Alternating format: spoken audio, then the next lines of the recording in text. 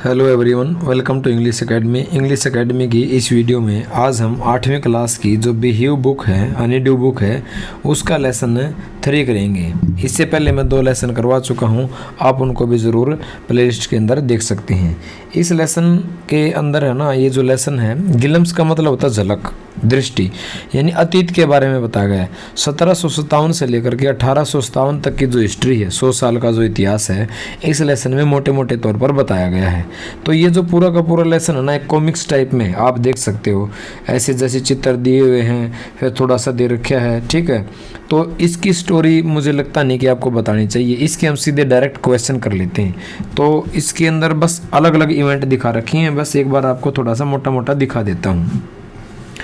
तो the companies conquest 1757 से 1849 तक जो ईस्ट इंडिया कंपनी है, जो भारत के अंदर आती है, उसकी कैसे कैसे जीत हुई ये बताया गया। भारतीय राजाओं के बारे में बताया गया है। 1757 में इंडिया पे आप देख सकते हो, इतना अंग्रेज़ों ने जो रेड कलर में है ये, इसके अंदर जो इतना कब्जा लिया था, बाकी पर नहीं था। राजाओं के बारे में बताया गया कि राजा ज़्यादा दूरदृष्टि नहीं थे, मतलब दूर की नहीं सोचते थे। यहाँ पर कुछ यहाँ पर दिखा रखा है कि अंग्रेज़ कैसे लोगों का शोषण करते थे। टीपू जो है दूरदर्शी एक शासक थे मैसूर के, ठीक है, उसके टीपू सुल्तान के बारे में बताया गया है। और कुछ यहाँ पर लोग अपने डेस्टिनी के बारे में जिक्र कर रहे हैं। तो यहाँ पर तो ये दिखाया गया है।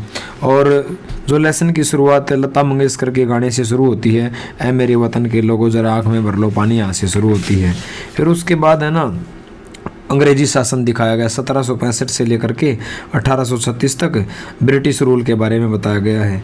यहाँ पर कुछ जो रिलीजियस जो हैं धार्मिक नेता हैं, वो अपना लोगों को छुआछूत के बारे में, चाइल्ड मैरिज के बारे में बता रहे हैं, ठीक है। ये आदमी कह रहा है कि दुनिया में सारे दुख महिलाओं के कारण हैं। तो ये कुछ अंग्रेज़ हैं जिनके सामने भारत के कुछ लोग जो चापलूस टाइप के हैं, वो यहाँ पर साइकोफेंट चापलूसी करते हुए नजर आ रहे हैं। यहाँ पर भी जो अंग्रेज़ों के चित्र दिखाए गए हैं। और यहाँ पर ये दिखाया गया कि अंग्रेज़ों की जो नीतियाँ, पॉलिसीज़ हैं, उन्हें भारत के जो आर्टिशियन थे, जो मतलब कारीगर थे, उनको बिल्कुल बर्बाद कर दिया। फिर नेक्स्ट है राजा राम मोहन राय के बारे में बताया। 1772 से लेकर 1833 के बारे में राजा राम मोहन राय के बारे में बताया गया है। काफ़ी पढ़े लिखे व्यक्ति थे, इनको मतलब ये काफ़ी दूर तक की सोचते थे, अंग्रेज़ों की सारी नीतियों को समझते थे, विद्वान व्यक्ति थे।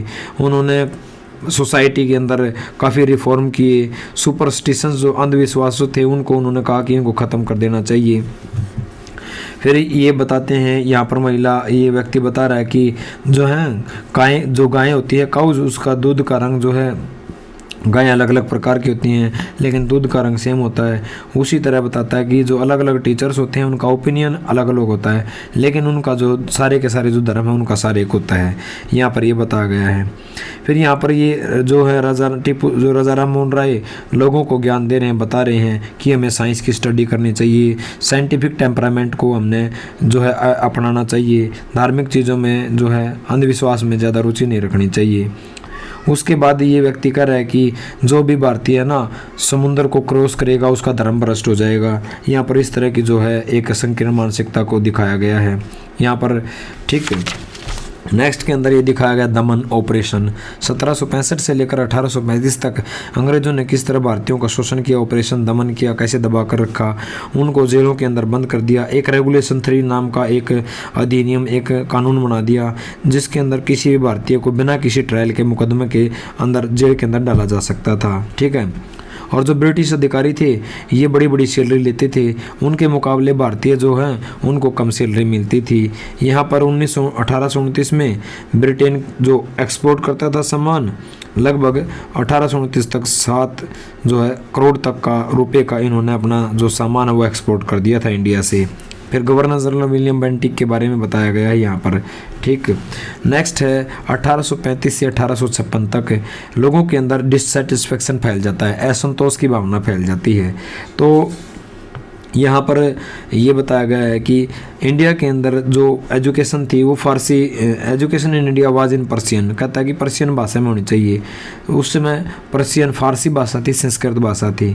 तो मैकाले ने जो है 1835 के अंदर ये सुझाव दिया कि यहाँ की जो एजुकेशन सिस्टम को चेंज करना चाहिए, और उन्होंने कहा कि इंग्लिश को इम्प्लीमेंट कर देना चाहिए ताकि ज़्यादा से ज़्यादा कलरकों को पैदा किया जा सके। तो फिर ये 1835 में मैकाले द्वारा अंग्रेजी शिक्षा जो है वो इम्प्लीमेंट कर दी जाती है। 1856 में जो है जो ब्रिटिश हैं कनक्वायर्ड द होल ऑफ इंडिया, यहाँ पर ये दिखाया गया 1856 तक अंग्रेजों ने कितने जगह पर भारत पर जो है अपना शासन कर लिया था। ये स्टेट दिखा रखें, ये ब्रिटिश एरिया, ये जो ये वाला एरिया ये सारा ब्रिटिश एरिया है, ये बताया गया है। ठीक है, इसके अंदर ये आपस में बातें कर रहे हैं, कहते हैं कि हमें एजुकेट होना चाहिए, अपने भाइयों को शिक्षित करना चाहिए। ठीक है, और हमें क्या ब्रिटिश जो पार्लियामेंट है उसके सामने अपने जो ग्रीवेंसीज हैं, दुख हैं, उनको शो करना चाहिए, उनके बारे में बताना चाहिए। और यहाँ पर ये कुछ लोग बता रहे हैं कि हमने अपनी जो है जॉब हैं वो अपनी जॉब भी खो दी हैं। ठीक है, हमारे भाइयों की भी जॉब छीन ली गई है। फिर जो 1855 से 1857 के अंदर जो चिंगारी है, सेना के अंदर चिंगारी भड़क जाती है, उसके बारे में बताया गया। स्पार्क होता है चिंगारी। यहाँ पर फिर क्या करते हैं, जो आदिवासी जो समुदाय है उसके जो संथाल है आदिवासी पश्चिम बंगाल के अंदर, वो विद्रोह कर देते हैं, बहुत ज़्यादा डेस्परेट हो जाते हैं और अंग्रेज़ों का यानी कि उनका मैस्करी कर देते हैं, यूरोपियंस का नरसंहार कर देते हैं। यहाँ पर भी ये असंतोष की भावना आपस में दिखाई गई है, यहाँ पर भी यही दिखा रखा है। यहाँ पर जो है ब्राह्मणों के बारे में कुछ बातें बताई गई हैं। इसमें बोला गया है कि ये प्राउड जो ब्राह्मण है कह रहा है कि हमारे जो सोल्जर हैं, ये यहाँ पर बता रहा है कि जो सैनिकों को जो हथियार दिए जाते थे उन पर सूअर की चर्बी लगी होती थी, जिसके कारण सेना के अंदर असंतोष फैल जाता है, ये बताया गया है। और 1857 के अंदर जो स्वतंत्रता संग्राम बोला जाता है, जिसे भारत का पहला वो विद्रोह शुरू हो जाता है, एक वायलेंट आउटब्रेक उड़ जाता है मेरठ के अंदर। मेरठ से वो दिल्ली की ओर कूच कर जाते हैं। तब सो सारे के जो इंडियंस हैं वो बहादुर शाह को, सम्राट बहादुर शाह को अपना जो है मतलब नेता घोषित करते हैं। रेबेलियन बहुत ज़्यादा फैल जाता है और बहुत से ज़मींदार अपनी ज़मीन जो है अंग्रेज़ों उनकी ज़मीन को छीन लेते हैं। तो ऐसी पॉलिसीज बनाते हैं जिससे ज़मीन छीन ली जाती है, तो वो भी ज़्यादा उग्र हो जाते हैं, ये बताया गया है। और लास्ट के अंदर ये बताया गया है फाइट फॉर फ्रीडम, आज़ादी के लिए जो 1857 का स्वतंत्रता संग्राम बताया गया है। इसके अंदर ये बताया गया बेगम हजरत महल जो है लखनऊ की जो शासिका थी, ये भी बहुत ज़्यादा बिटर कड़वाहट से भर जाती है। इसका भी अंग्रेज़ों के प्रति गुस्सा होता है बहुत ज़्यादा। और ये कह रहा है आदमी यहाँ पर कि भाइयों उठो, और जो है अंग्रेज़ है ना क्या कर रहे हैं, हमें हमारी जो लैंड है उनको नष्ट कर रहे हैं, उनसे हमें क्या है उनका अपोज करना चाहिए, लड़ाई लड़नी चाहिए अपनी आज़ादी की। तो ये सारे लोग शामिल हो जाते हैं। और अज़मुल्ला खान, ताता टोपे वगैरह यहाँ पर उनके बारे में भी बताया गया। पेशवा नाना साहिब जो हैं जो वार ऑफ इंडिपेंडेंस होता है इनके नेता होते हैं। ठीक है, जो इसके बाद लास्ट के अंदर ये बताया गया है 80 साल के 80 ईयर के जो कुंवर सिंह हैं बिहार से हैं, ये इनको एक गोली लग जाती है इनकी रिस्ट पर, कलाई पर। और यहाँ पर दिखा रखा है कि mother Gange this is my last offering to you. Ganga में जो है उनका जब खून निकलता है, कलाई कट जाती है, तो वो गंगा को समर्पित करते हैं और बोलते हैं कि माँ गंगे ये मेरी आपको लास्ट बेट है। तो ये आपको मैंने स्टोरी भी एक्सप्लेन कर दी है। अब हम करते हैं इसके कुछ क्वेश्चन क्या क्या हैं। तो पहला जो क्वेश्चन है वो है the British East India Company, जो ब्रिटिश ईस्ट इंडिया कंपनी थी वाज एक्सटेंडिंग, विस्तार कर रही थी इट्स पावर, अपनी पावर का, in 18th century in India with, किन किन चीज़ों से 18वीं शताब्दी में भारत के अंदर अपना विस्तार कर रही थी। सुपीरियर वेपन्स की मदद से, ईमानदारी से, बेस्ट रूल से या गुडनेस से। तो सुपीरियर वेपन्स थे उनके पास, इन अच्छे हथियारों की मदद से वो अपने साम्राज्य का विस्तार कर रही थी। Who died fighting with British, अंग्रेजों से लड़ते हुए किसकी डेथ हो गई, राममोहन राय की, टीपू सुल्तान की, जवाहरलाल नेहरू की, ऑल ऑफ दिस। तो टीपू सुल्तान आ जाएगा इसके अंदर। थर्ड क्वेश्चन है the British started extending their power in India, अंग्रेजों ने अपनी पावर को, अपनी जो शक्ति को एक्सटेंड करना शुरू कर दिया 17वीं शताब्दी में, 18वीं में, 19वीं, 20वीं में, तो आ जाएगा 18वीं शताब्दी के अंदर। What idea did the religious leader preach, धार्मिक नेताओं ने कौन से उपदेश दिए। तो उन्होंने अनटचेबिलिटी का दिया, चाइल्ड मैरिज का, तो उसमें छुआछूत थी और बाल विवाह था, तो आ जाएगा ए और B. Who wanted to reform the society, society के अंदर सुधार कौन लाना चाहता था, और राजा राम मोहन राय आंसर आ जाएगा। What spoiled the religions of an Indian, किस चीज़ ने भारत के जो है रिलीजन को स्पॉइल कर दिया, क्या चीज़, क्रॉसिंग द सी। उस समय ये एक परसेप्शन था, जो भी समुद्र पार करेगा ना उसी का धर्म जो है भ्रष्ट हो जाएगा, तो क्रॉसिंग द सी आंसर आ जाएगा। What did the British policies ruined, अंग्रेजों की नीतियों ने किस चीज़ को बर्बाद कर दिया, तो एक्सपर्ट जो आर्टिशियन थे, जो हमारे देश के जो निपुण जो कारीगर थे उनको बर्बाद कर दिया। पीजेंट्स किसान थे उनको बर्बाद कर दिया। इंडियन प्रिंसेस भारतीय राजकुमारों को बर्बाद कर दिया, तो आंसर आ जाएगा all of above. Rammohan Roy belong to dash state, Raja Rammohan Roy कौन से स्टेट से बिलोंग करते थे, तो वो बंगाल से बिलोंग करते थे। We did British stop Rammohan Roy's newspaper, Rammohan Roy दवाई के द्वारा एक न्यूज़पेपर प्रकाशित किया जाता था, चलाया जाता था, और उस न्यूज़पेपर को अंग्रेजों ने 1823 में बंद करवा दिया। रेगुलेशन 3 वाज पास्ड, अधिनियम 3 ये एक कानून था, इसके तहत किसी भी भारतीय को बगैर किसी ट्रायल के जेल के अंदर डाल दिया जाता था। तो अधिनियम 3 कब पास किया गया, 1818 के अंदर। ये पॉलिटिकल का क्वेश्चन भी है।